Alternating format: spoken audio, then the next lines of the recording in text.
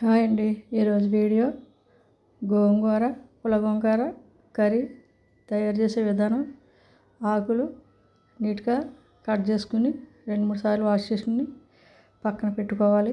ఇలా చిన్న ఆకు, ఇది లేతాకు, ఇలాంటి ఆకు బాగుంటుంది. పచ్చిమిరపకాయలు, జీలకర్ర, ఎల్లుల్లిపాయ, చిన్న అల్లం ముక్క మిక్సీ పట్టుకుని పక్కన పెట్టుకోవాలి. ఈ విధంగా తర్వాత స్టవ్ మీద కడాయి పెట్టి హీట్ అయిన తర్వాత ఆయిల్ పోసుకోవాలి.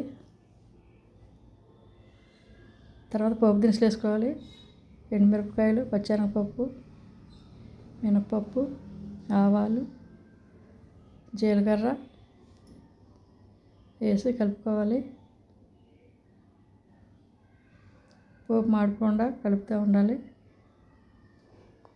కొంచెం ఇంగు వేసుకోవాలి. ఇంగు వేసుకుంటే చాలా బాగుంటుంది. గుమగుమలాడిపోద్ది ఇంగు వేసిన కూర ఇప్పుడు కూడాను. ఇంగు ఇష్టం లేని వాళ్ళు మానేయచ్చు. తర్వాత కరివేపాకు వేయాలి.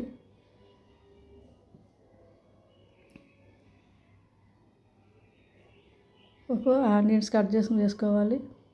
కొంచెం సాల్ట్ కూడా వేయాలి. ఒక అర స్పూన్ పసుపు వేసి బాగా కలపాలి.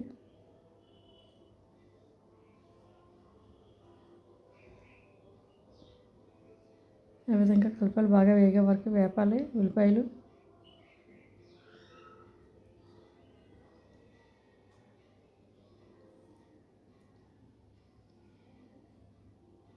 తర్వాత మిక్సీ చేసుకున్న పచ్చిమిరపకాయలు పేస్ట్ కూడా వేసేసుకోవాలి. వేసుకుని బాగా కలపాలి. కొంతమందికి ఇంగువ ఇష్టం ఉండదు. ఇష్టం లేని వాళ్ళు మానేయండి. ఇష్టమైతే వేసుకోండి. చాలా టేస్టీగా ఉంటుంది గోంగూర కర్రీ. మీరు ఒకసారి తప్పకుండా ట్రై చేయండి. మా ఛానల్ కొత్తగా చూసేవారు సబ్స్క్రైబ్ చేయండి, షేర్ చేయండి. ఈ వీడియో పూర్తిగా చూడండి. పూర్తిగా చూస్తేనే మీకు అర్థమవుతుంది ఏదైనా కానీ. ఇప్పుడు కొంచెం కారం వేసుకోవాలి. చాలా తక్కువ వేసుకోవాలి. ఎందుకంటే మనం పచ్చిమిర్చిగా పేస్ట్ వేసాం కనుక కారం తక్కువ వేసుకోవాలి. మీ టేస్ట్కి తగ్గట్టు కారం చూసుకుని వేసుకోవాలి. పుల్లగా ఉంటుంది కనుక గోంగూర కొంచెం కారం ఎక్కువగానే ఉంటుంది. ఇప్పుడు ఆకు వేసుకోవాలి.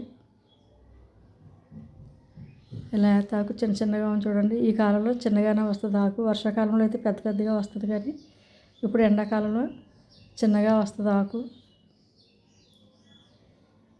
బాగా కలపాలి.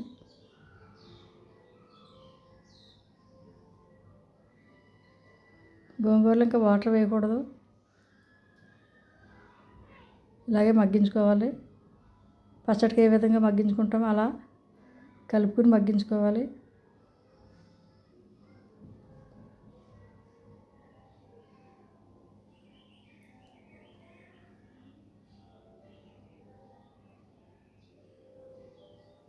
చాలా అంటే చాలా టేస్టీగా ఉంటుంది.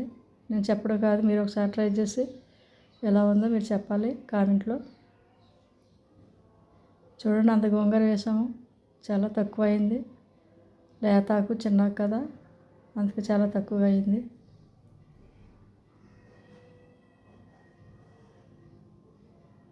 ధనియాల పొడి స్పూన్ వేసుకోవాలి.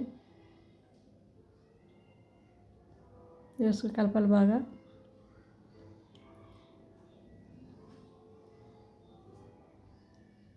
రెండు టమాటాలు కట్ చేసుకుని వేసుకోవాలి.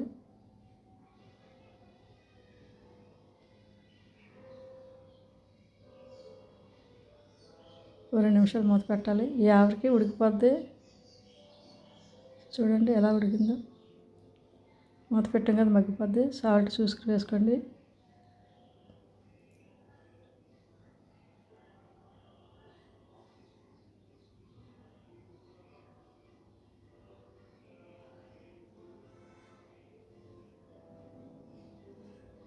టమాటా వేసాక బాగా స్మూత్గా ముద్దలా ఎలా తయారైందో. మూత పెట్టాక ఆవిరికి ఉడికిపోయింది. అడుగంటుతుంది. అడుగంటకుండా కలుపుతూ ఉండాలి.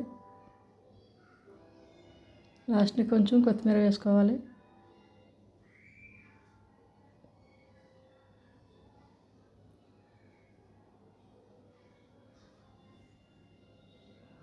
షేర్ చేయండి, సబ్స్క్రైబ్ చేయండి, పక్కన ఉన్న బెల్ ఐకాన్ క్లిక్ చేయండి.